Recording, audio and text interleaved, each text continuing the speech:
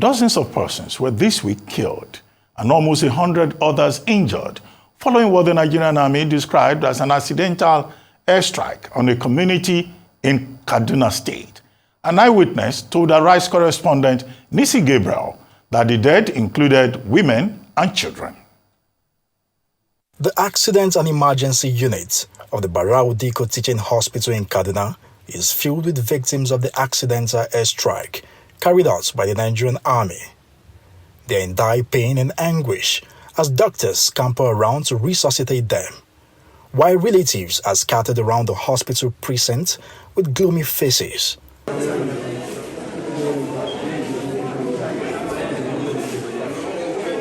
A family member of one of the victims tells Arise News outside the hospital premises that tens of people died on the spot, with many villagers estimating it at over 50 persons killed. According to him, 2 blasts rocked the gathering on Sunday night. The first strike killed more women and children, while the second claimed the lives of those who went to rescue injured victims. Over 85 persons died. We brought 66 injured persons to this hospital. More children were among those killed. From what we gathered, more children and youths died. The youths that went to rescue injured victims were killed in the second blast. We are calling on the government to come to their rescue because most of the victims are poor, especially with the current hardship. They don't have what it takes to take care of themselves, not to talk of footing their medical bills. The Deputy Chief Medical Director of the Barau Diko Specialist Hospital says 66 injured individuals were brought in by relatives with various degrees of injuries and that several of them are under severe conditions. After the unfortunate incidents, a total number of 66 patients were brought to us. To this hospital with varied degrees of injuries, right? Some are very severe, while some are mild and could be treated on outpatient and then they can go. We are still assessing them. Some are already in the theater. We are going to assess the extent of injuries, right? Some have very blunt abdominal injuries, some have lacerating abdominal injuries with so much massive bleeding. Some have some very bad fractures, right? Some have certain other injuries that we are going to assess. Some have been taken to the theater. It is after that assessment then we will now determine the extent of the injury. Meanwhile, the Kaduna State government says it will take responsibility for the treatment of the victims and all the logistics. Governor Obasani says an immediate investigation into the tragic incident is ongoing to avert a repeat. He has also dispatched top government officials to the area to assess the situation and revert on ways to lessen the pains of the families of the victims. Meanwhile, the Gabi community remains a hard-to-reach area that's inaccessible to journalists due to the previous activities of terrorists in the community that has also seen the military intensifying its bombings there. Nisi Gabriel, Arise News.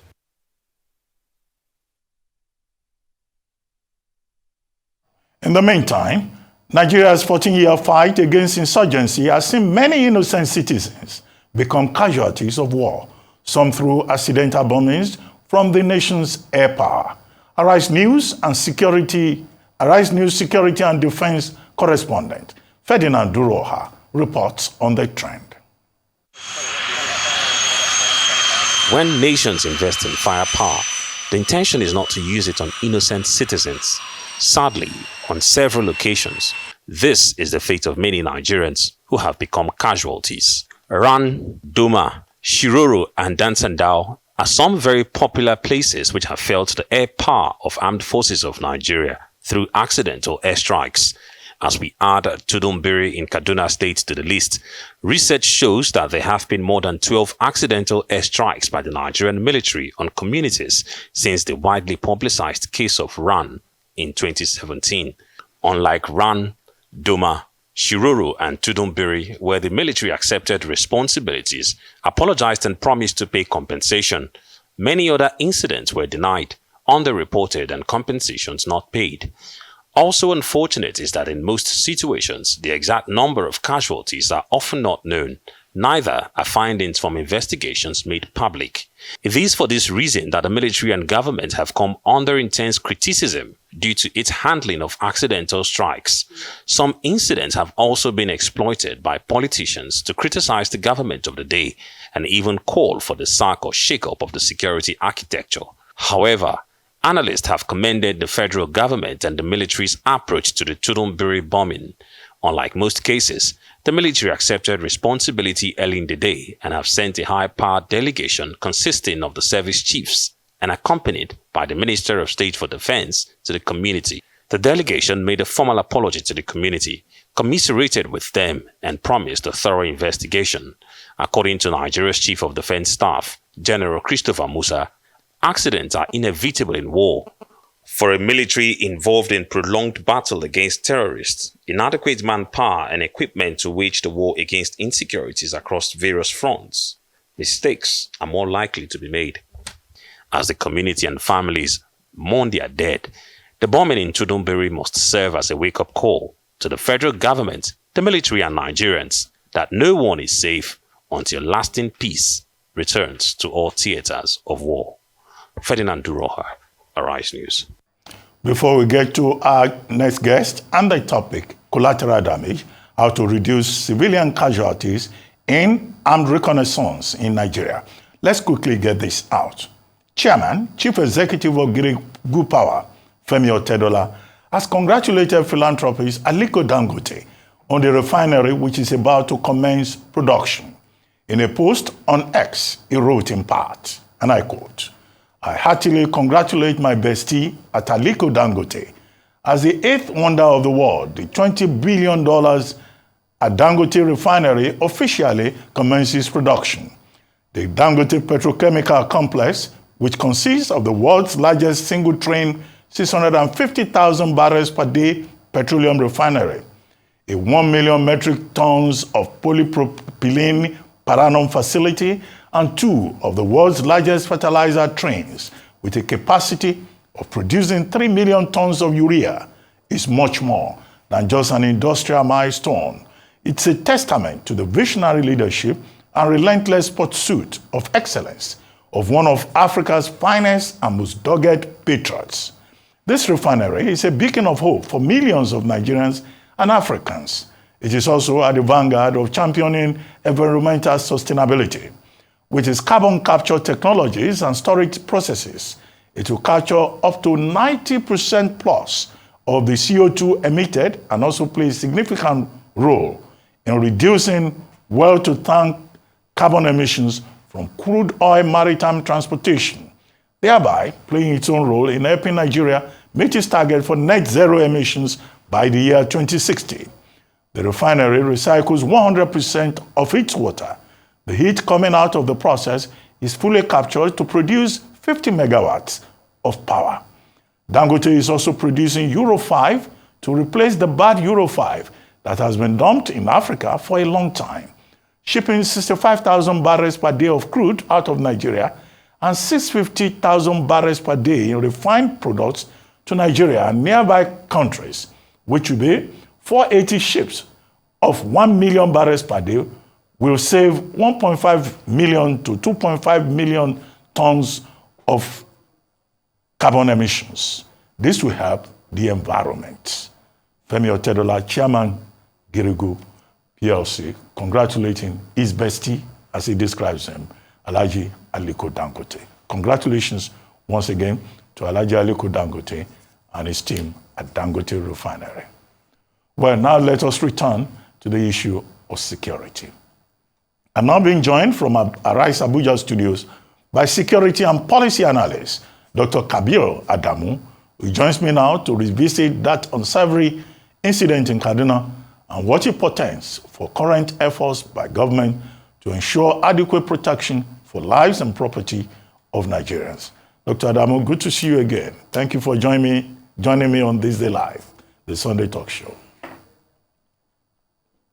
Same here, Dr. Abati. Good evening, and hope your Sunday is going on well. Well, you can see what I'm doing on Sunday. I'm here every Sunday. But very quickly, on December 3, there was this accident in Tudumbiri village where an unmanned aerial vehicle, armed vehicle known as drone, sent on a reconnaissance, mistakenly bombed civilians who were standing under a tree during Maulud Nabi. And the military said, oh, it was an accident. The Air Force said it was not their deed because the Nigerian Air Force seems to have a reputation for that kind of collateral damage. And then, of course, the Nigerian Army then adjusted the story and said, oh, it was failure of intelligence, and that, you know, they had to hit the civilians because they were moving in a pattern that looked like that of bandits and terrorists who are notorious for embedding themselves in communities around that area. Now, I saw your report by Beacon Consulting, where you reported that over time, about 417 civilians have been casualties with this accidental discharge. Daily Trust put the figure at 317. SBM Intelligence also gave a high figure. Now, how do we put an end to this? Is it that our soldiers don't know how to use drones, which is supposed to be a game changer in modern warfare?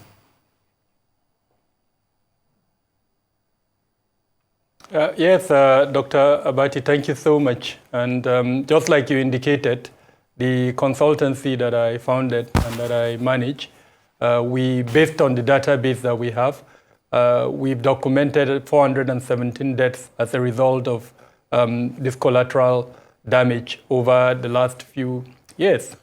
What are the major themes that we've discovered from all of these 18 incidents that we've documented? They are principally related to failure of intelligence, and then, of course, the possibility that the standard operating procedure, the rules of engagement, may have not been complied with. Now, I use the word may because, unfortunately, just like your reporter mentioned, the findings of the committees or the investigations into these 18 incidents have never been made public. Even using some of the close sources that we have in an attempt to find out from practitioners what may have went wrong, unfortunately did not reveal a lot in terms of whether it was an issue to do with standard operating procedures and rules of engagement. Now, the third point is the transition from the usage of conventional assets to these modern assets. If you pick the Nigerian Air Force as an example, we know that there was a transition that was almost similar to what we've seen in other countries, where they started with the unmanned aerial vehicles that were used for intelligence and reconnaissance purposes before they went to the weaponized ones. Now, in the case of the Nigerian Army, we didn't see that. It was a jump from almost directly to these unmanned aerial vehicles. So it raises the question on whether there was adequate training, as well as whether there was development of comprehensive standard operating procedures for the usage, as well as for the deployment of these unmanned aerial vehicles. Then the fourth point is the framework for the acquisition of all of these unmanned aerial vehicles. We exist in a country, as it were, and we're guided by several components of either our national security strategy or our national defense policy, or several other components of the provisions of our laws. Now, when we, I bet I kind of challenge anyone listening to look into the budgets from 2021 up until this year, 2024, you would realize that there are provisions for the acquisitions of these modern assets, including the UAVs. Now, are they being done with guidance and compliance with these frameworks, or are they being acquired just for the purpose of acquisition? So these are some of the issues that unfortunately have led to this high collateral damage that we're witnessing in Nigeria. Of course, I would like to conclude with the absence of accountability, as it were. Of all the 18s that we've documented, there is not a single case where one person has been held accountable for these incidents.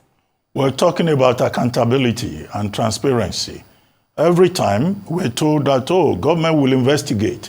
And this time around, we have heard from the Chief of Defense Staff, the Chief of Army Staff, the Vice President visited, the President himself issued a formal statement, all of them saying that, look, there will be proper investigation to find out what happened to prevent future occurrence. Should we be optimistic that anything will come out of this process? Because this is a familiar story that we have always heard. Yeah, I must say the optics by the Bola Tinubu Ahmed administration is commendable if we compare it with previous responses.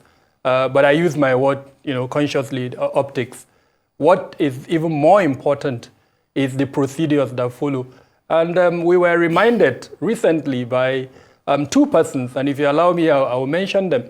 The Minister of Investment in the Kingdom of Saudi Arabia, when the President visited, he was bold enough to tell the delegation that what they've agreed to are mere aspirations. What is important is actually the action that follows. And then also a cabinet minister in Nigeria here, by person of the Minister of Interior, also reminded of this desire to follow through with actions when he said action is what is important.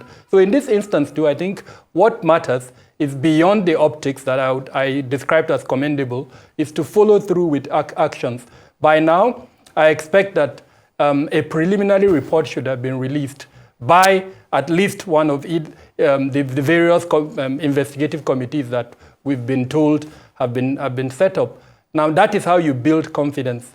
In the Renewed Hope agenda, the Bola Ahmed Tinubu administration indicated it would like to win hearts and minds of the people. That's how you win the hearts and minds of the people, by showing transparency, by following through with promises. And so once a preliminary report is released, within a month or even less than that, the main report is released.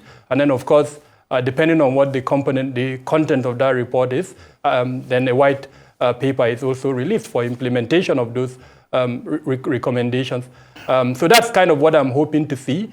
I'm also hoping that the National Assembly will step in here. All of the agencies involved are within the executive arm of government. And it will be a little bit foolhardy to expect that component to, kind of superintend it itself. Trust is good, but I think control is slightly better. So if the National Assembly comes in, maybe that element of, oversight would now cause some action from within the executive arm of government. Okay, Dr. Adamu, yes, optics. After all, we've seen everybody visiting Tunibiri and visiting the Diko Teaching Hospital, from Chief of Defense Staff to Chief of Army Staff to Vice President, and the governor of the state and the president issuing a statement. And all through, they've been promising compensation. In fact, the Nigerian Army even sent items to support the people. Okay, do we say, on the basis of optics, are you saying that the Tinubu administration is getting it right with the fight against banditry and terrorism in the northeastern part? Is that what you are saying? Dr. Abati, that's a huge leap that you've made. The optics is specific to the Tudunbiri incident.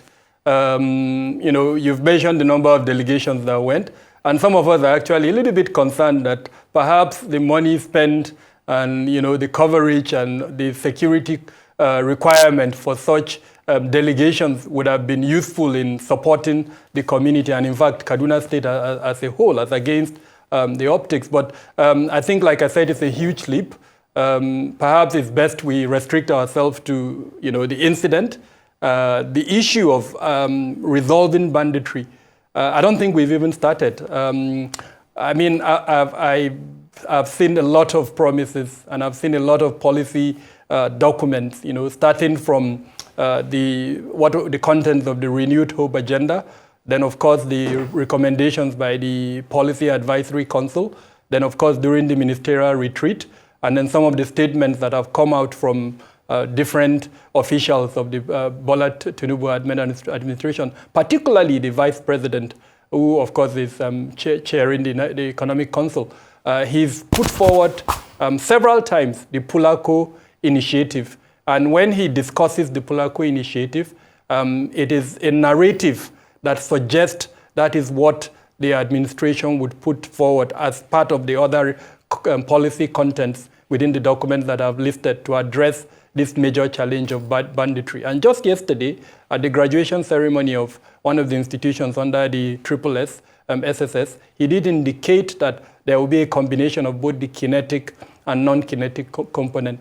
Now, all of this, unfortunately, still remain within the preview of conversations. Not much has been put on ground for one to actually say effort is being made toward addressing banditry. It's very early. This is just at 5 months into the administration. So I think we can't go far to say, okay, have they done much in that regard? But in terms of the policy provisions, I think there is enough for us to go by. We're waiting, especially after the passage of the supplementary budget, and then, of course, the 2024 budget, if it's eventually passed, to see what components of all of these policy provisions will be implemented, especially within the first quarter of 2024. I must also add that one of the things that makes me extremely happy is the performance measurement system that the administration has embraced after the cabinet retreat that was held. You recall that there was a performance measurement bond, that was signed between the president and the ministers, including the security ministers. So key performance indicators will be developed, and then those key performance indicators will be measured to see performance in all the areas, including banditry that we're discussing. So I'm quite optimistic, especially with the political will, and of course with the role of the fourth estate of the realm and civil society organizations, that we're going to see a different approach to these issues than what happened in previous government. Well, Dr. Adamu, as we begin to wrap up, let's talk quickly about two things. First, collateral damage. I've heard people saying, well, in this kind of asymmetrical war, collateral damage is inevitable. After all, Israel is bombing civilian targets in Gaza. The other day, Russia dropped a bomb in a kindergarten school. The U.S. has also been accused of collateral damage operations in Syria and elsewhere. So do you share the view that collateral damage is inevitable, is something we should live with and just move on? And then intelligence also featured prominently in this Tundumbiri incident. How can our various security agencies deepen intelligence gathering and sharing, instead of saying the people should be the ones to bring intelligence? The same people who are already in very difficult circumstances. Yeah, so starting from your first question, collateral damage, I am not of the view that it's inevitable.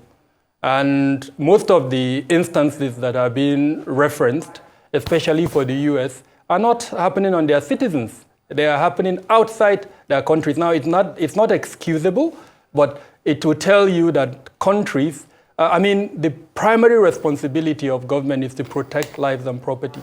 So if an agent of the government, that's any member of the 1 to 29 ministries, departments, and agencies in security, sits down and say collateral damage is inevitable, I'm sorry to say, Dr. Abati, he's not what that uniform he's wearing or that mandate that he has been given. His role is to protect that civilian life as long as they are law-abiding. Now, in certain instances where, for instance, you measure the outcome, the advantages, the benefit of certain actions, and you know that there will be collateral damage vis-a-vis the advantages that would be received. And then, of course, a conscious decision is taken to proceed with that operation. Now, that's a different instance. And in such instances, you find out that we're talking of lives, 2, 3, nothing major like what we're talking about in Tundumbiri of over 100 persons being killed. So again, I want to say that collateral damage is avoidable if we take the right steps. And those right steps would include acquisition of the right type of equipment. We know what our threat elements are. And I would beg our security departments to wear their thinking cap, to purchase equipment that are commensurate and that would address our threat elements, Number two is the requisite training that is required for the usage of those assets that have been procured. When you have an asymmetric threat element that embeds itself with civilians, the usage of drones may not necessarily be your best bet in those instances, except where you are able to isolate the enemy and then, of course, deploy the missile or the projectile, as it were, against the specific enemy. But where the enemy is embedded within civilians and the casualty rate will be as high as what we're discussing in Tudumbiri, it's not acceptable, and I would not be a party to a conversation that says collateral damage is inevitable. The third component is, of course, the operational procedures for the deployment of those bombs. Now, there are several components of this. What will be the means of communication between the base, the command base, the operational base, and the person pilot, for instance. And there's several other issues that would arise with regards to these rules of engagement and operational procedures. I'm hoping that when an investigation is being conducted, they would look at that area. One prominent issue that came out in the statement by the DHQ on the incident is the use of the terminology pattern of life or pattern of activities. Now, that, because it's a public space, I'll be very mindful what I say, but I will urge anyone who is investigating that incident to look closely at that statement. What does it entail? What does it mean? Are there elements of profile in there that suggest a pattern of life is attributed to a particular individual or person? Is the pattern of life a component of indicators that would have to tally with other indicators before a decision is taken? Or is that pattern of life on its own the merit upon which a decision is taken? All of these, I think, are critical and very important. Now, with regards to your second question, intelligence, and whether the people should be relied upon for intelligence, and I say yes. But in what instances and what circumstances should be people relied on for intelligence?